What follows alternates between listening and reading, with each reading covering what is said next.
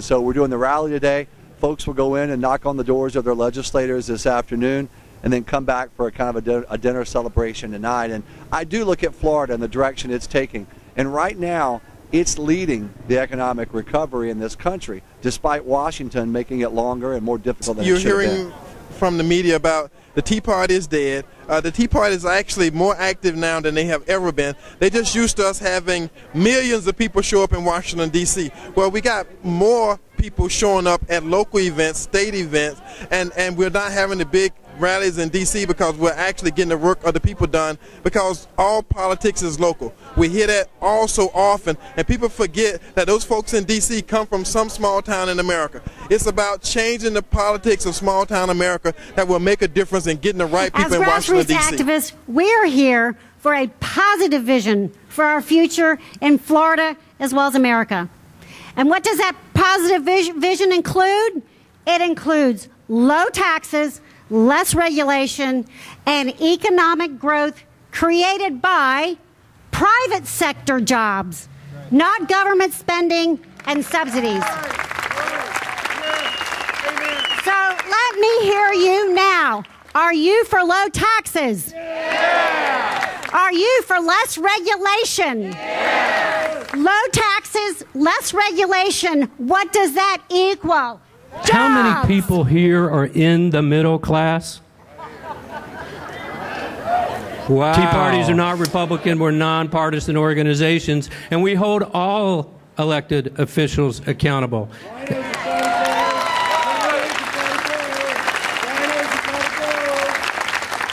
We praise them when they do well, and we tell them when they're not doing well. It really is a tale of two cities. When you're here in Florida, in Tallahassee, Florida, and when you're in Washington, D.C.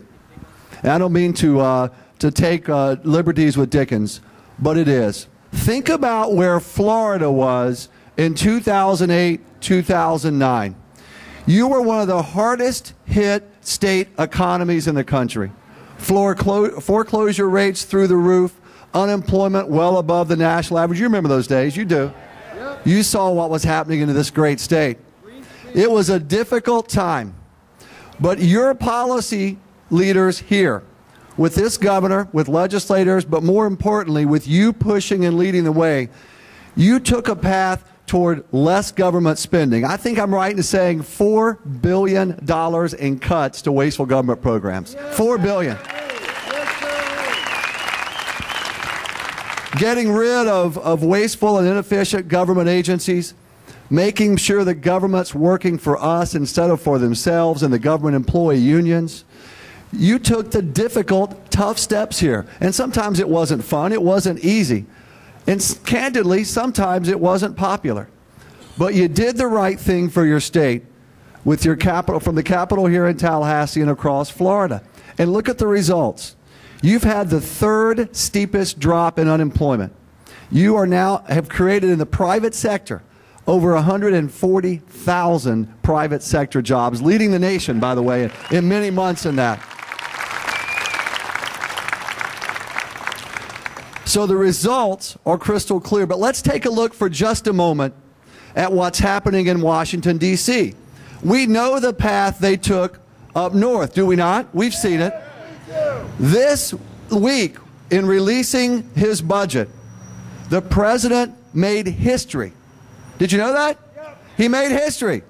He's the only president in American history and the only leader, and think about this, the only leader in world history to have now put forward 4 consecutive budget documents with $1 trillion plus budget deficits. It's $1.3 trillion this year.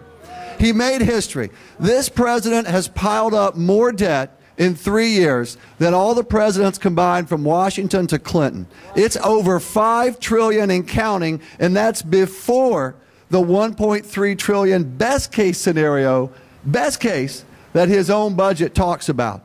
Thanks to this administration, roughly one of every 3 federal dollars being spent is borrowed from, whether it's China or whether it's simply printed money that the Federal Reserve is doing.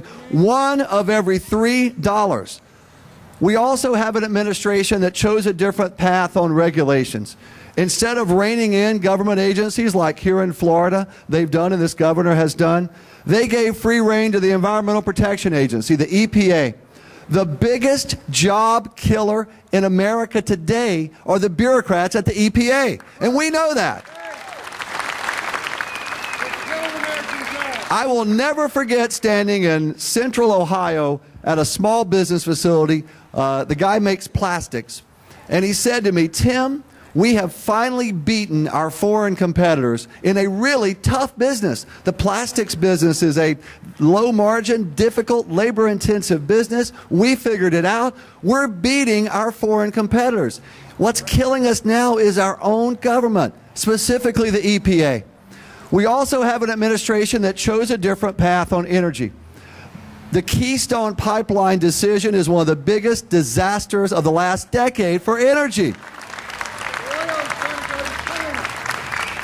Over the last 3 years of this administration, we now see gas prices paying at the pump that are 83% higher than they were in January when we took over. Can you believe that?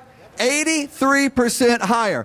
This administration claims that they're for the working poor, the folks who are struggling the hardest, retirees on fixed incomes.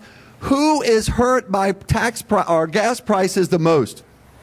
Everybody, but especially the working poor.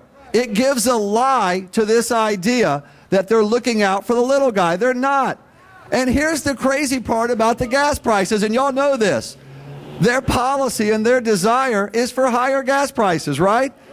Energy Secretary Chu is an honest guy, and I'll give him credit for that. The Energy Secretary who serves this president, this administration, actually said before taking the office that he's in right now that, look, we want gas prices at European levels because we want to discourage fossil fuels and gas consumption.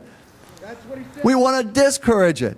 Now, he didn't say that because he's a mean guy, and I mean that, by the way. I'm sure he means well in his own way. But his ideology is so radical and so warped, it hurts that working mom trying to take her kids to baseball practice with higher gas prices, and they do it for their ideology. You talk about putting a radical ideology above the lives of individual Americans and their freedoms, that's what those higher gas prices are doing. And we are going to end this. We're going to win on this issue in the coming years. I can tell you we are.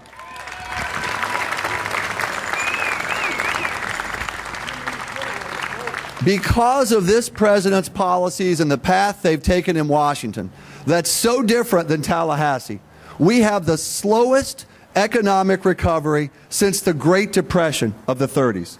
The slowest economic recovery.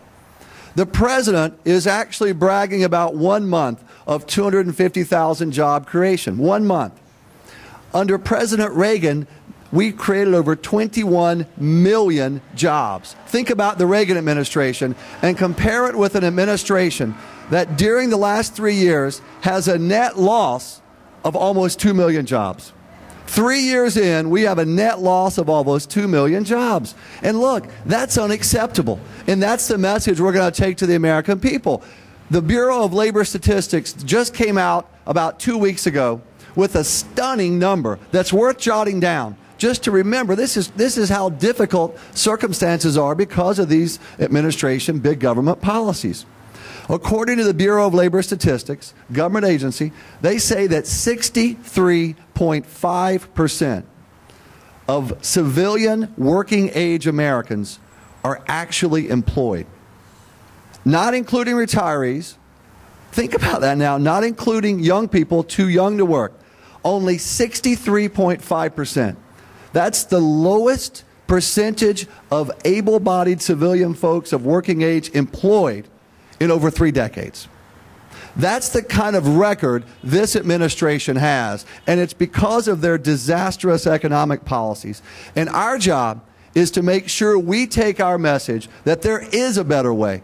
There's a Florida way. There's an economic freedom way that genuinely brings prosperity for every man, woman, and child in this country. We started Americans for Prosperity in late 2003. Guess who was in charge, complete charge of Washington, D.C.? The Republicans. And look, they did some good things. The Supreme Court justices that President Bush put in will go down as two of the greatest Supreme Court picks in history, period. The tax cuts, they did some good things. This is not a complete indictment of any administration. But to say they spent like drunken sailors is to give drunken sailors a bad name. Okay? And we were not there to hold them accountable. And we're going to be there this time no matter who wins. We're going to come back here no matter who wins in November of 2012. We're going to be there in January of 2013. And whether it's Republicans or Democrats, we are going to hold them accountable. No more free passes. It's over. Because we have learned the hard way, the solution is not any political party. It's not.